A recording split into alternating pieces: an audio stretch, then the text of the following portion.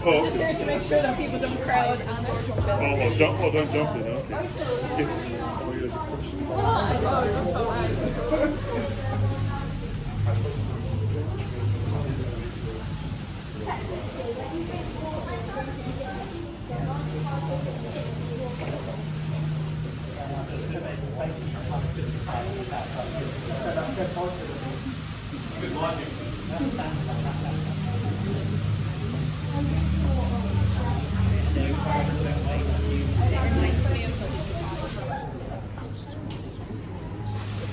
What's the 5%?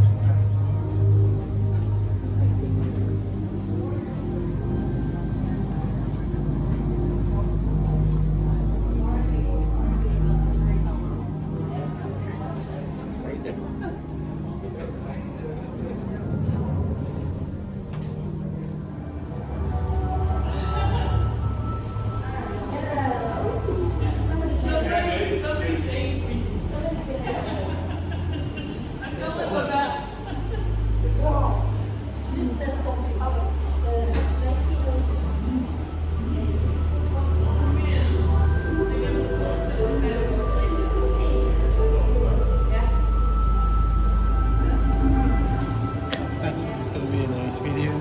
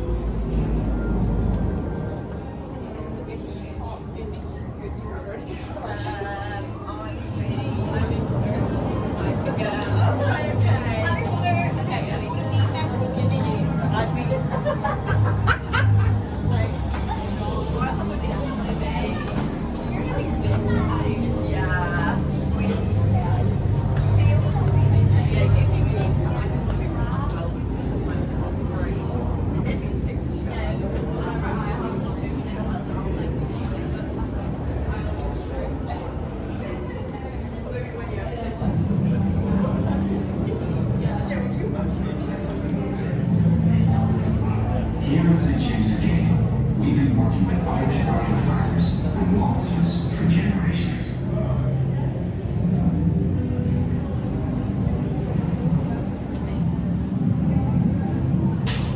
Over the years, we've perfected the art of roasting at St. James's Gate.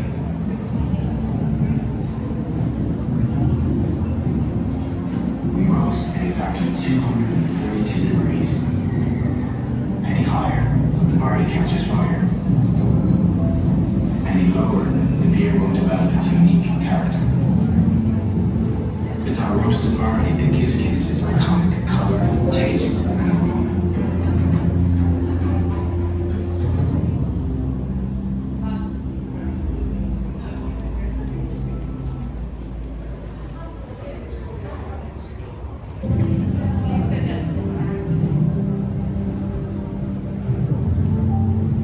Here at St. James's Gate, we've been working with Irish barley farmers and maltsters for generations.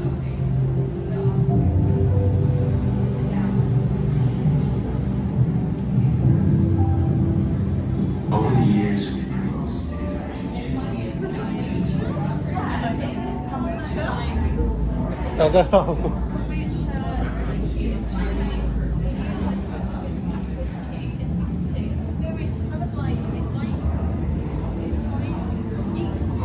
It's like alive. Fermentation is like an alive process. It's like a process. Yeah. Yeah. It's not like It's a boiling. thing that's living. It's not like, it is like a living thing. Like yeast is a living thing and it ferments under the right environment and grows and bubbles and then that's yeah.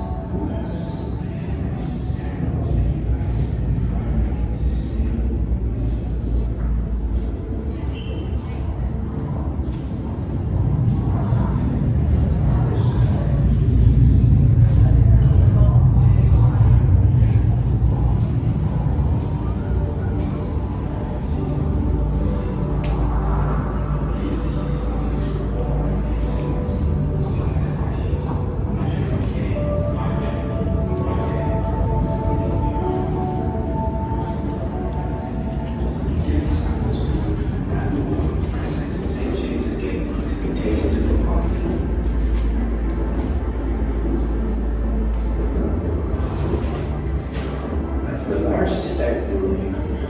Rubens work is highly regulated in modern technology.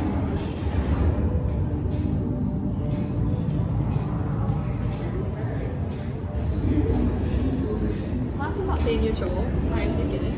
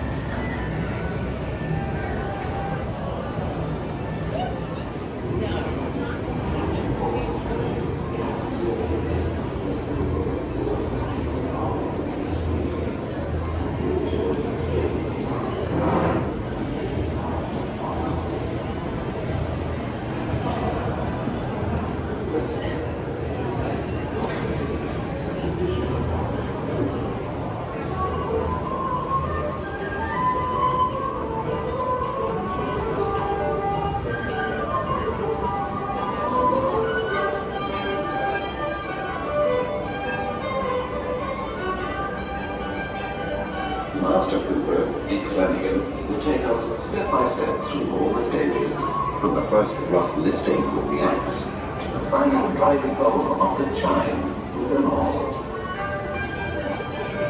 And we'll see something of the skill and effort that went into the manufacture of the once familiar Guinness wooden cask. Titanic.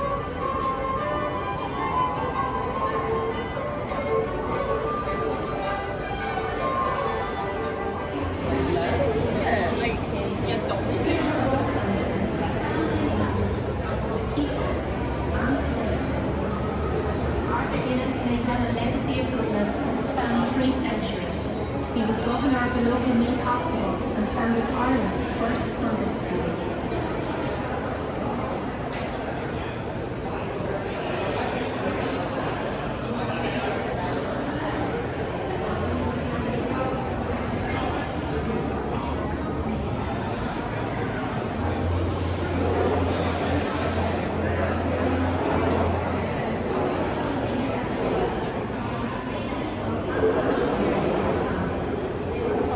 Introduction of pensions to all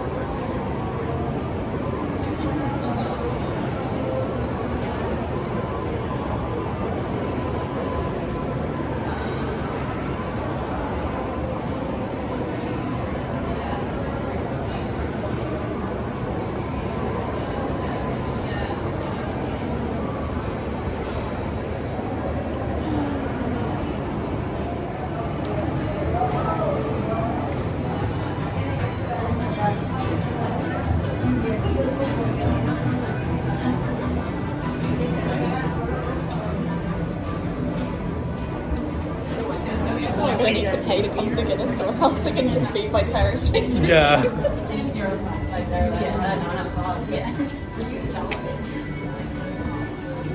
Is this it?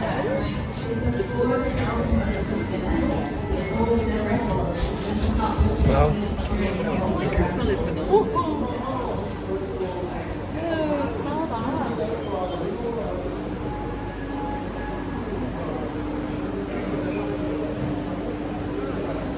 Welcome in, guys. To those of you who have just walked in, rotate around the room, smell different aromas. We'll get started once everyone's in.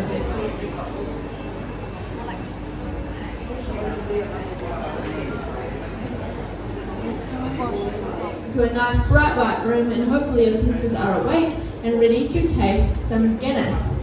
Who's having a good day so far? About 5 people. Is anyone else having a good day so far? That's a bit better, guys. Perfect. So as I said when you were walking in, we've got 4 pods in this room, the 4 components of Guinness. I'll talk you through them now. So to my left here we have the malted barley. This is what brings sweetness to the brew, and you'll notice it smells a lot like breakfast cereals, biscuits, or even Maltesers. Behind that we have the beer esters. These are a bit of an odd one out because they're not a physical ingredient like the other 3 pods, but they're a byproduct of the fermentation process. Fermentation is when we add yeast to the brew, and due to the strain of yeast we use, you'll notice they smell like butterscotch, caramel. These are what bring the bold flavour to our Guinness.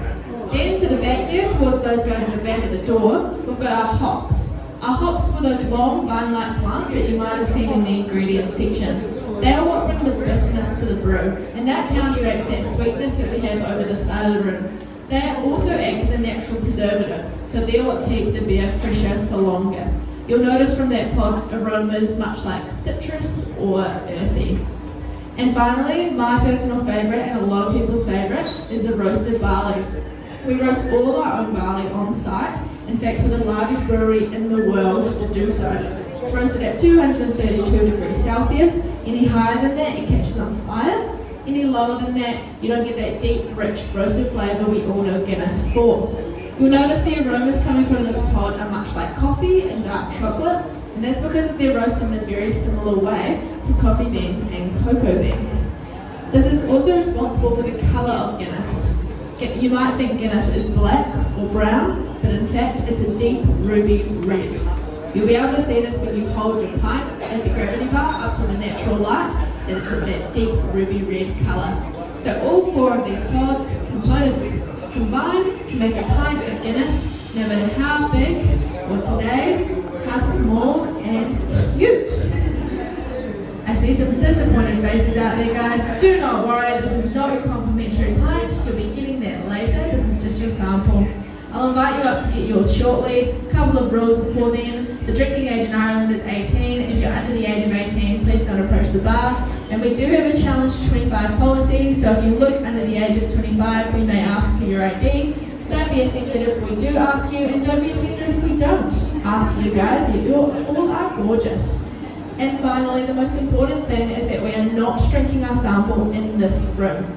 My colleague in the next room will talk you through a guided tasting so you can become Guinness tasting experts, and that will be really hard to do if you've got nothing left in your glass. So please, a little bit of self-control in this room and head through to my colleague next door. So come up, guys, collect your samples and walk through the doors to my left and right.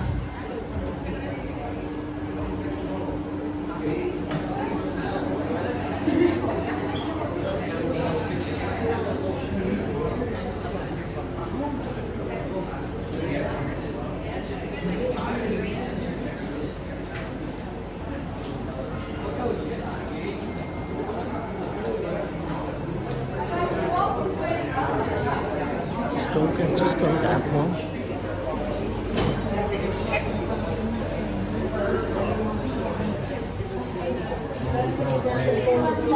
I know, it's like, do you think it looks like ruby red? Yeah.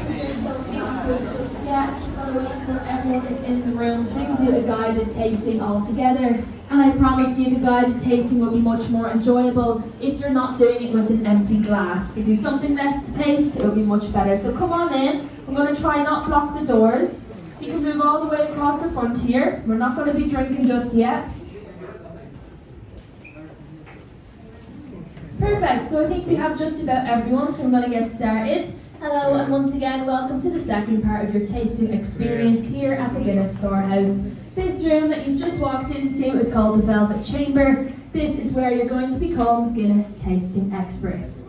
Now, there's a very important rule when it comes to drinking Guinness, and I want you to repeat it back to me. I do not sip Guinness. I do not sip Guinness. Excellent. Now, the reason we're not going to sip Guinness is because of that white nitrogen foam on the top. That is going to taste quite bitter because it's just nitrogen gas and bubbles. The real flavour lies underneath in the ruby red stout, so we want to make sure we're taking a big mouthful of it to get all those flavours. So I'm going to give you a little bit of a technique that you can use to unlock more smells and flavours from the pods you would have been at in the last room. The first thing you're going to do is lift that sample up and just smell it. See if you can get any of the aromas that you would have gotten from the last room. Then you're going to take a generous mouthful and let the Guinness coat your palate for 3 to 4 seconds. Really work it around your taste buds. Then you're going to swallow the Guinness with your lips still sealed and exhale through your nose. So in through your nose. So hopefully what you should pick up on is a subtle sweetness on the tip of your tongue. That would be from malted barley.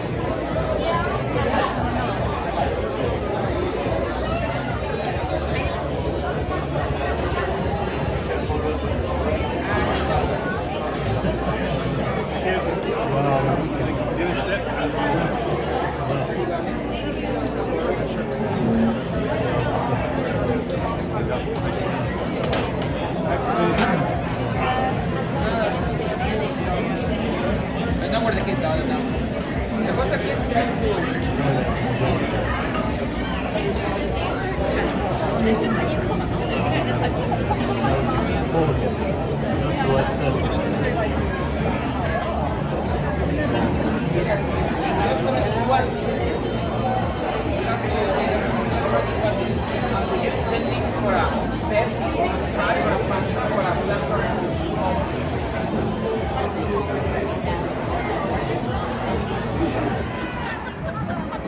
Give us the sheets, come on! Get the sheets!